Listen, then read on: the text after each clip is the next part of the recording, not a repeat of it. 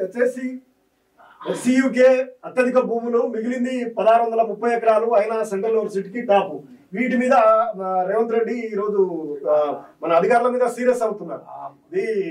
అది చాలా అనవసరమైన అంటే లేని విషయాన్ని తీసుకొచ్చి పెట్టుకున్నాడు. అంటే ఓవరాల్ గా మనం విశ్లేషించుకోవాల్సిందంటే సీఎం అంటే రేవంత్ రెడ్డి అయిన దగ్గర నుంచి ఓవర్ నైట్ గా అధికారుల మీద ఇది ఏయటం ప్రతి ప్రభుత్వ ఉద్యోగిని రాజకీయ నాయకులే బాధ్యతలు చేస్తున్నారు. ఈవెన్ 10 సంవత్సరాల టిఆర్ఎస్ పాలనలో కూడా అధికారులందరినీ అధికారి చేయకుండా ప్రభుత్వం అంటే ఏంది, ఎమ్మెల్యే ఒక గ్రీన్ సిగ్నల్ పెడతాడు, ఎంత సిస్టమ్ అంతా ఫీల్డ్ వర్క్ అంతా అధికారులు చేస్తారు. వాళ్ళని నెపం నెట్టడం తప్ప ఈ అధికారులను అందులో అడుగబెట్టి 50-60 టోకెన్లు తీసుకుపోయి తవే ముందు అధికారులని మాట్లాడవచ్చు కదా. ఇది టోటల్ గా రేవంత్ రెడ్డి ప్రజల నుంచి దూరం అయ్యేటటువంటి పని. రాజకీయ నాయకులు కూడా ఆలోచించాల్సిన అవసరం ఉంది. ప్రజల నుంచి ఏంది ఓవర్ నైట్ గా అది లేకపోతే ఇవాళ అంటే తెలంగాణ యొక్క అభివృద్ధి ఓవర్ నైట్ గా ఆగిపోదు కదా.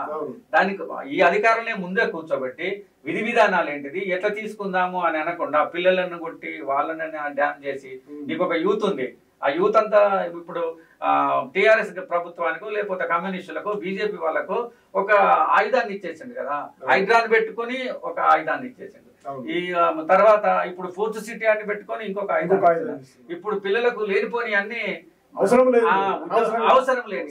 ఇప్పుడు ఏమి ఆ భూమి లేకపోతే ప్రభుత్వం అది మెల్లగా చేసుకుంటే అది అన్ని ఫీడ్బ్యాక్ అవుతుంది. అందుకే నటరాజన్ వచ్చిన దగ్గర నుంచి ఈయనకు కంచి కొంత గట్టిగా తేపుతున్నది.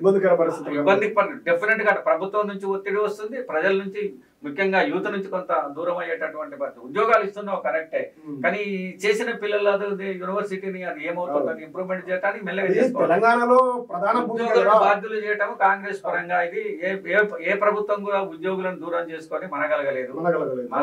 సో అనవసరంగా ఉద్యోగులను చేయటం it is the negative point. Well TV ద్వారా ప్రేక్షకులకు కూడా మనం చెప్పాల్సిందంటే నెగటివ్ మెసేజ్ ఉద్యోగులు ఖచ్చితంగా తీసుకొని పోతారు. ఇది ముందు చేసి ఉంటే అది బాగుండేది.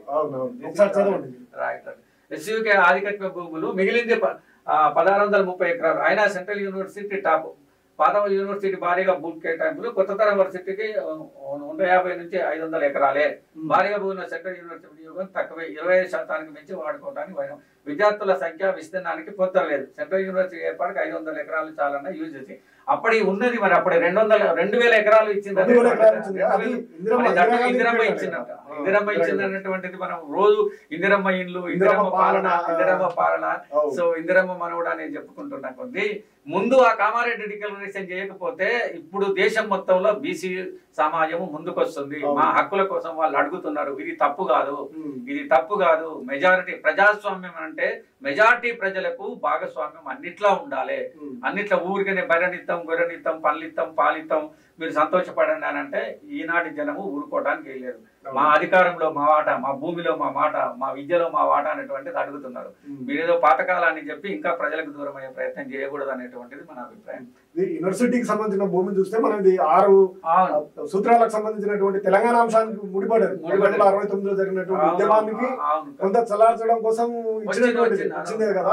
విద్యాలయాలను అభివృద్ధి చేయాలని, కానీ ఉన్న విద్యాలయాలను అమ్మి ఇందిరమ్మ పాలన అంటే ఎట్లా అనేది కూడా ఆలోచించాల్సినటువంటి పరిస్థితిని మనకు ఇప్పుడు తీసుకొస్తా ఉన్నారు.